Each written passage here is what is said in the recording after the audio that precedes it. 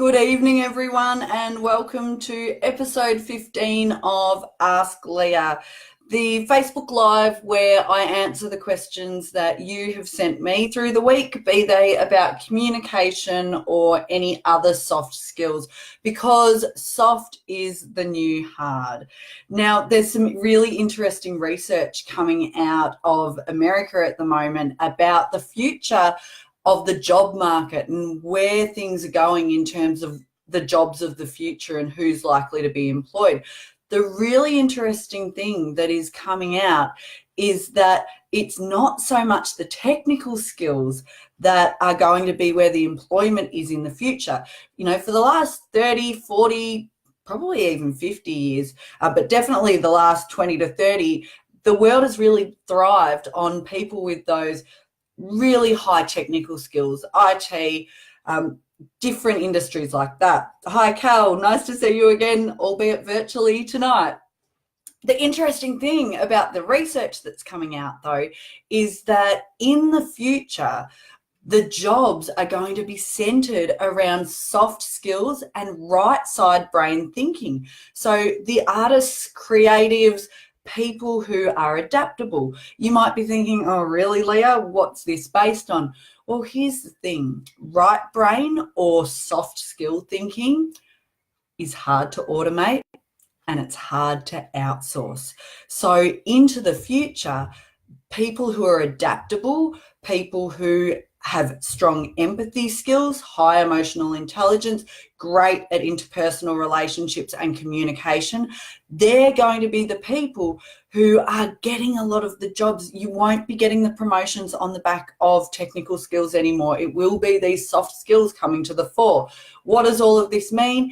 It means that every single one of us, me included, even though I teach this stuff, has to realize that we need to keep developing our soft skills.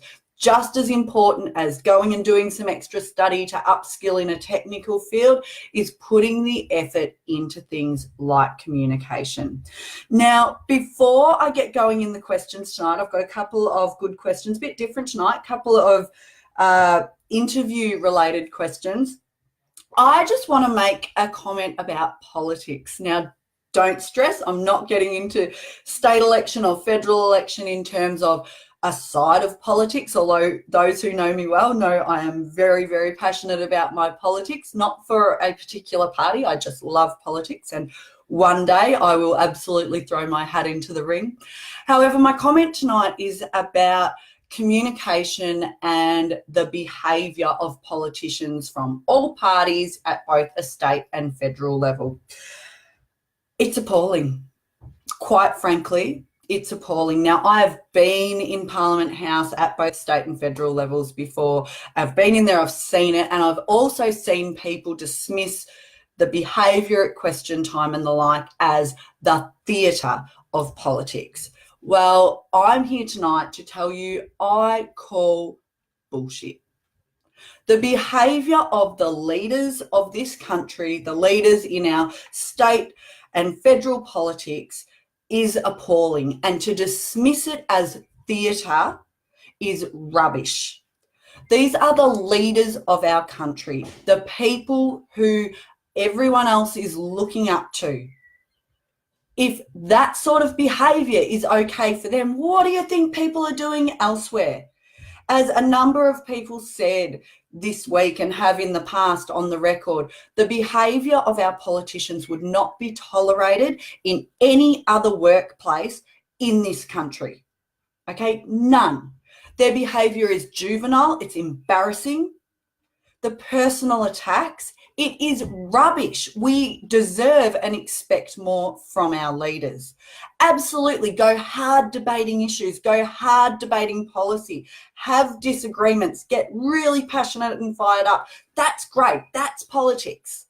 The personal attacks, rubbish. Go hard on the issue, soft on the person. You've heard me say that many times, and I just wish our politicians would click on as well. Right, there goes my rant. Let me get into it.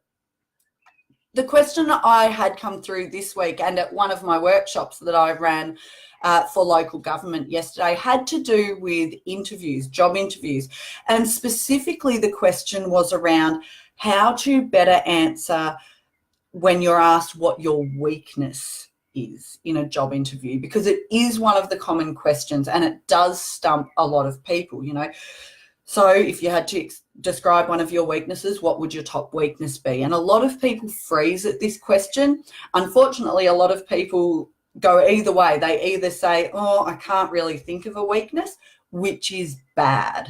Okay, why is it bad to answer like that? Because essentially when someone asks, what's your biggest weakness, that's a self-awareness question.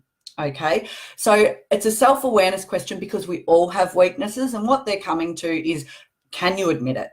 Because most organisations want to hire someone who can admit their mistakes when they make them, or can have that self-awareness to admit their weaknesses. By the same token, what you don't want to do is the other extreme, where some people get so nervous before a job interview that they feel like they're in a confessional and they lay bare their weaknesses, and sometimes it might be a weakness that you really shouldn't have disclosed to you, a prospective employer, because they're then giving you a big cross on the marking sheet. So what do you do with this question?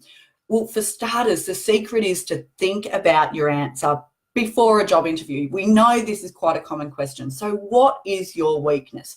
Now, the secret to coming up with a good weakness to talk to, one, it does have to be real. There has to be some authenticity to it, but you want to be able to talk and pick a weakness that you can talk to in a circular fashion. Okay, what do I mean by that?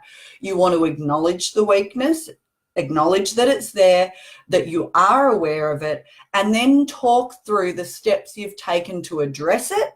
And if possible, use a specific example to demonstrate that. So for example, I was coaching someone a little while ago. Hi, Janelle and Kaz, thanks for joining in.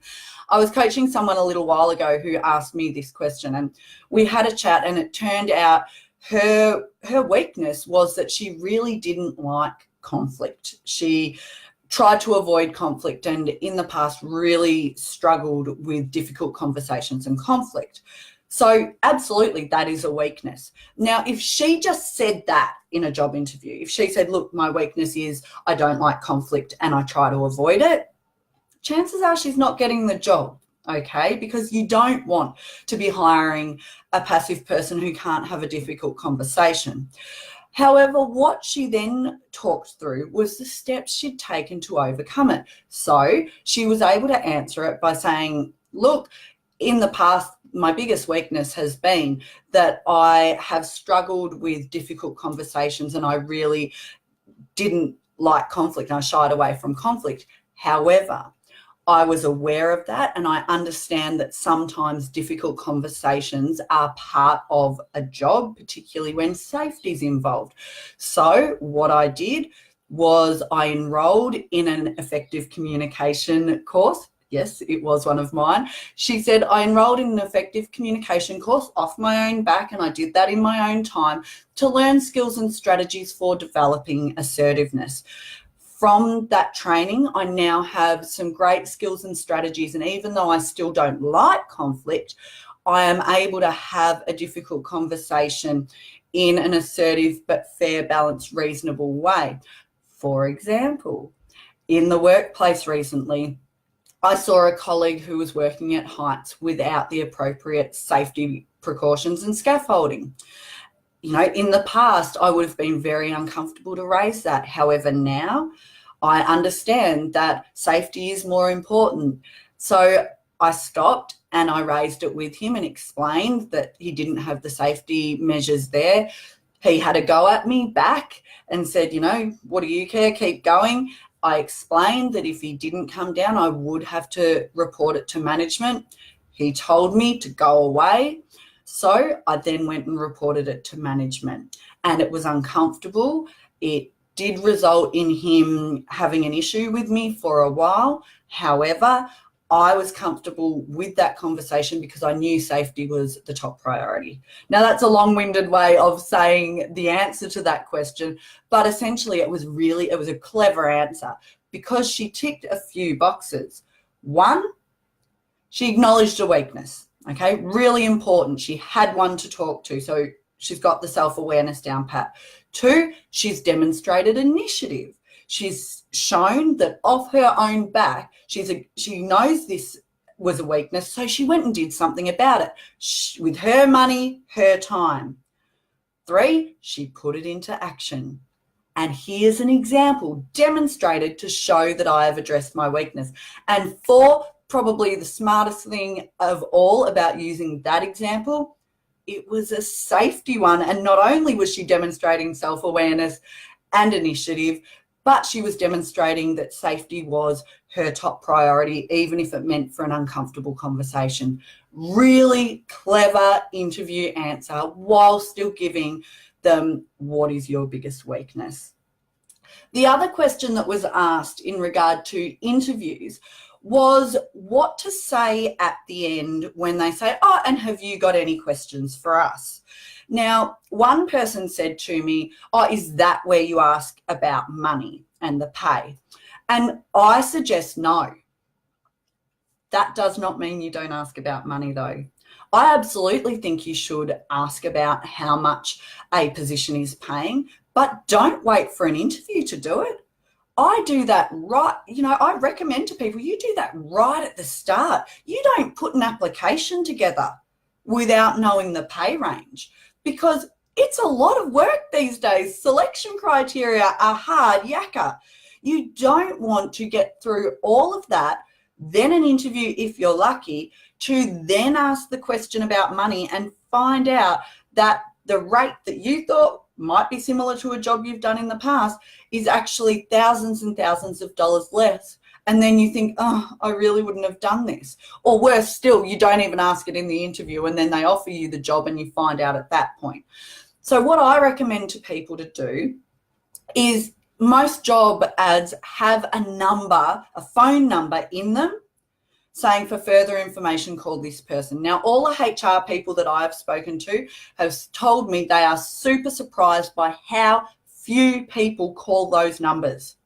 It's madness. This is an opportunity to almost do a mini interview and put yourself in front of the person who might be hiring by have a phone call with them, not just ringing to ask about money. One of the smartest things to ask about is who you should address your job application to, because if you can get name and title so that you don't have dear Mr. Ms. on the front of your cover letter and you've got a name instead, again, puts you a bit ahead of the pack, shows you've used some initiative. So ring, have a chat, ask who you should address it to, ask a couple of questions about the job, and while you're on that phone call, ask about the money. Could you tell me what the pay range is for the position?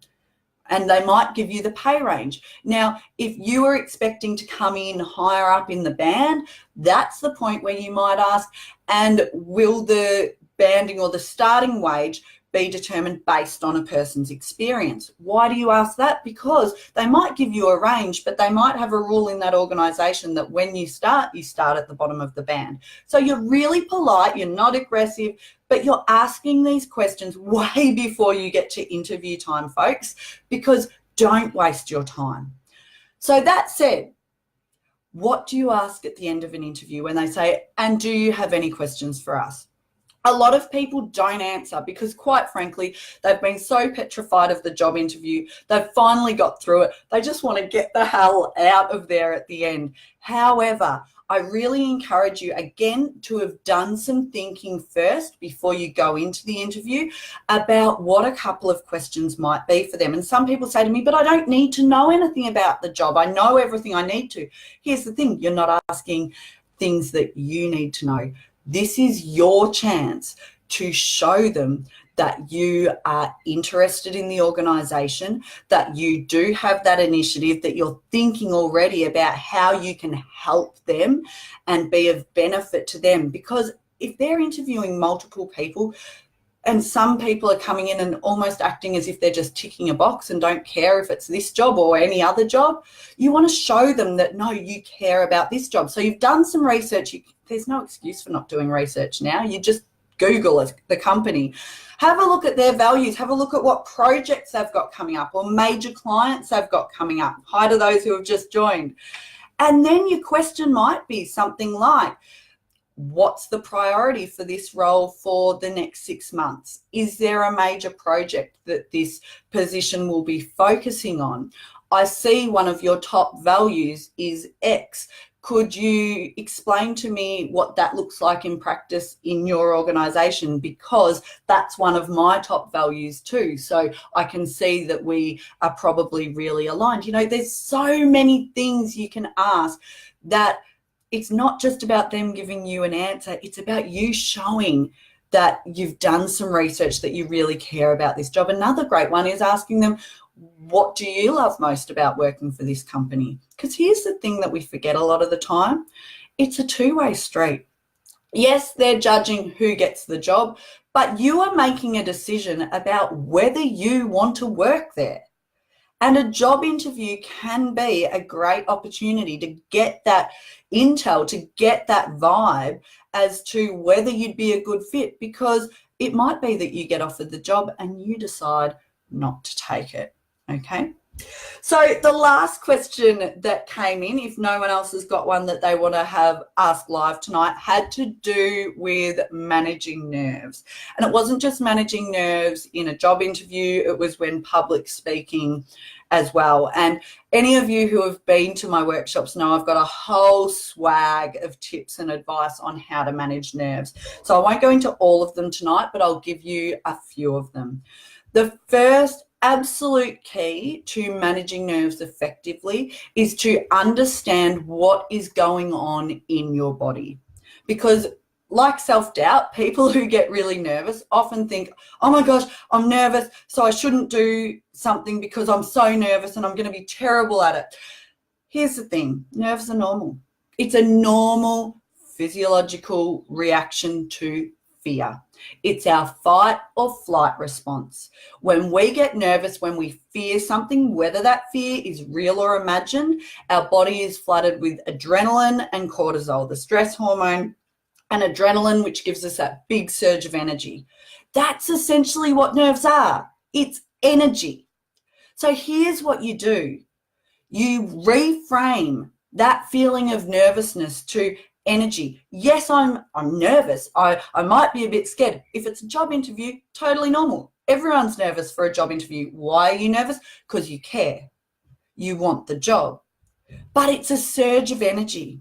And the power of reframing how you see that surge of energy is incredible. And I think I might have mentioned this on a previous episode, but there was a great interview with a female singer.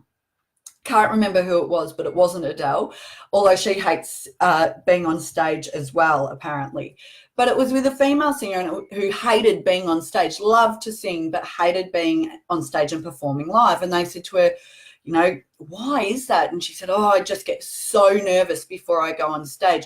My palms get sweaty, my heart races. I get this, you know, sick feeling in the pit of my stomach. It's just horrible. And, you know, I feel like I'm going to throw up. I just hate that nervous feeling.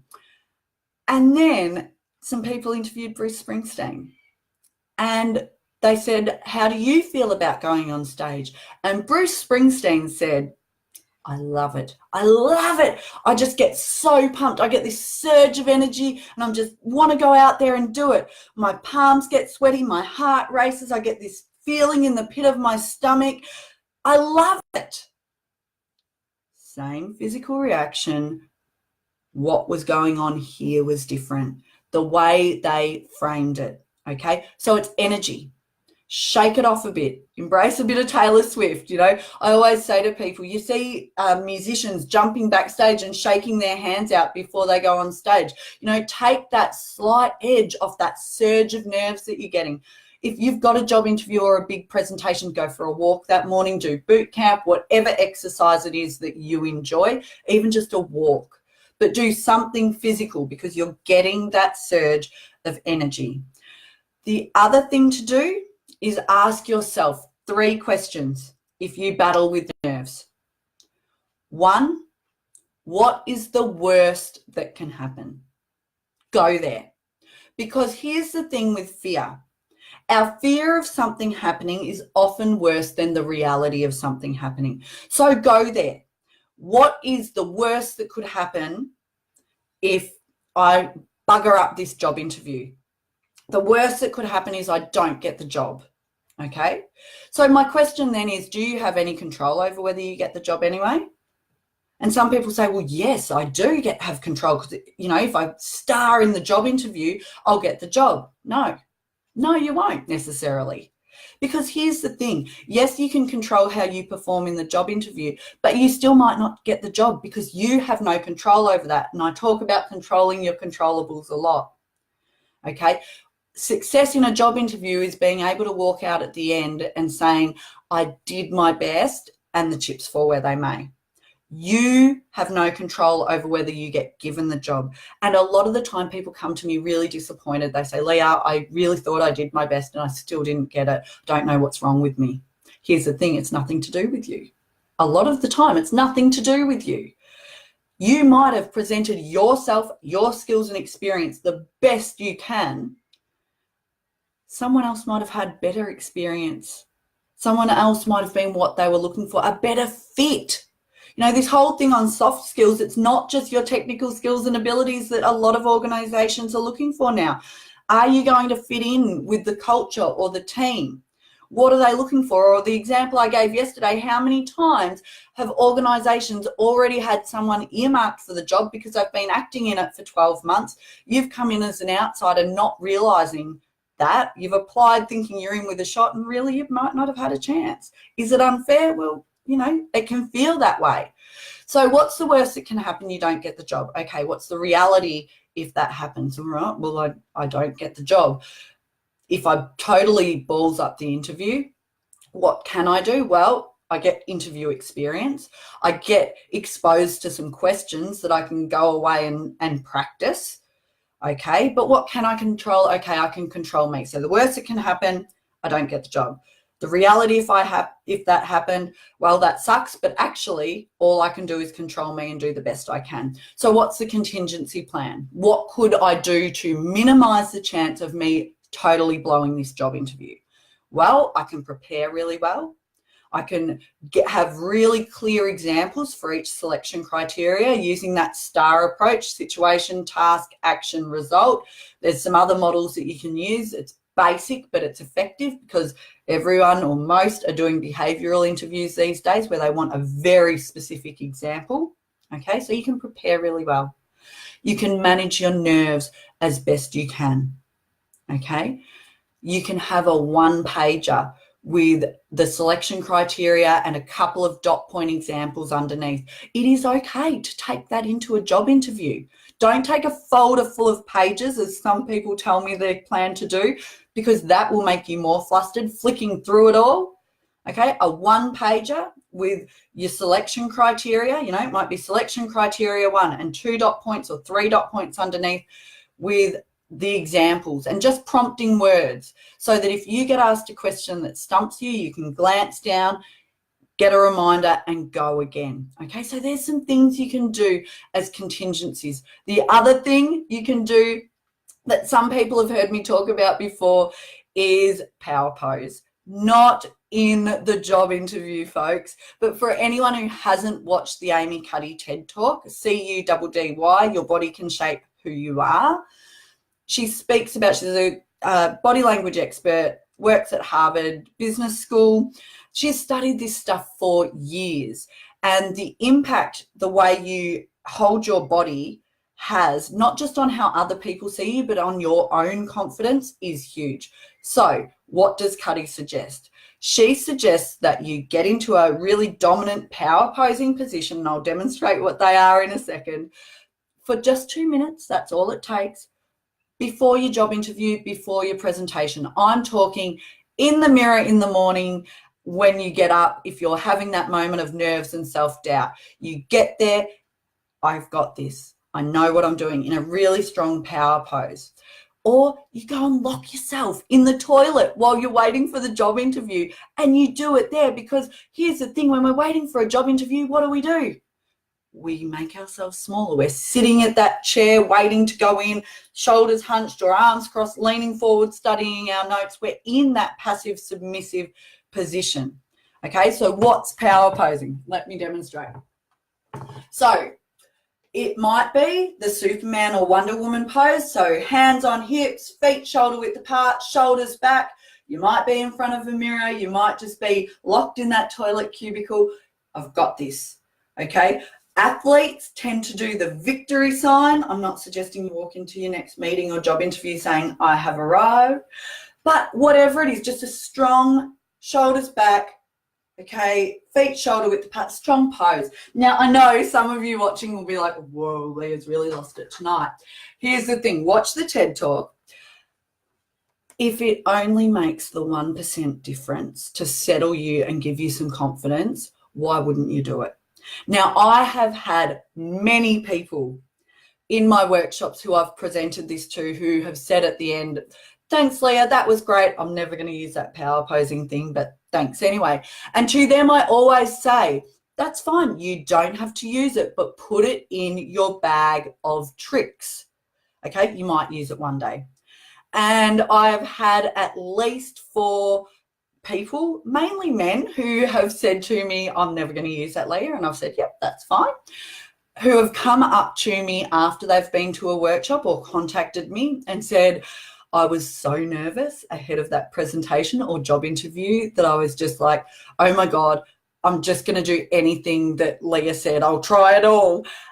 And they'll just, with a real look of surprise, they'll say to me, it bloody worked.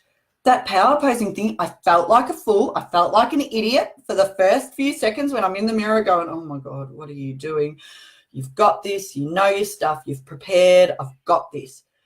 And they said, but it worked. I felt calmer. I reassured myself. I was talking back to that self-doubt. You're telling it to shut the hell up. That's what you can do. So those 3 questions. What's the worst that can happen? What's the reality if it did happen? How can I mitigate that or reduce the impact if it does happen? Anxiety is like the elephant in the room, okay? It grows if you try to ignore it. If you deal with it head on in this sort of situation, it's incredibly powerful. You can call it out too. If you're bloody nervous going into a job interview and you walk in there and think, oh, they're going to see that I'm nervous, tell them. Don't apologize for it. Don't say, oh my gosh, I'm so bad at interviews. I'm no good at this. But go in there, shake their hands with confidence. And when they say, Leah, how are you going today? I might say, hi, I'm great. I am nervous though, but that's because I really want this role. And then sit down. When you call it out, often your body reacts by lessening the physical response because it's almost like, oh, she told them I'm nervous. Now where do I go? Okay. So let me just have a look. I've got a comment here from Kaz going to ask that very question about taking on an own list of questions. Yeah, absolutely. Definitely have some questions in a job interview. Not a big long list, just say 1 to 2 questions to show that you are interested and you've done some research and thinking. You've got to be careful. You don't want to ask a question that, you know, really you should have known the answer to if you'd done your research, but show that you've had that interest. All right, folks, that's it from me tonight. It has been great chatting to you. I'm super impressed that I haven't had kids join me. It is my middle child's birthday today, so I have raced in from his birthday dinner. Ta-da, here I am for Ask Leah, and now I am going to go back out and tackle my bomb site of a house. I kind of wish you did have a lot of questions for me tonight because there's a lot of housework I want to avoid. Have a good one, everyone. Remember, send your questions through for Ask Leah next week. I love answering them. I love offering advice and answering your questions. Have a cracking great week, folks. Enjoy.